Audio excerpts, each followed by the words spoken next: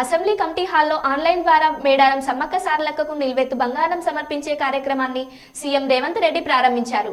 ఈ కార్యక్రమంలో మంత్రులు కొండ సురేఖ, సీతక్క, పొన్నం ప్రభాకర్, పొంగులేటి శ్రీనివాస్ రెడ్డి, దామోదర రాజనరసింహ, ఎమ్మెల్యేలు, ప్రభుత్వ ప్రధాన కార్యదర్శి శాంతకుమారి, దేవాదాయ శాఖ కమిషనర్ అనిల్ కుమార్, ఇతర అధికారులు కార్యక్రమంలో పాల్గొన్నారు.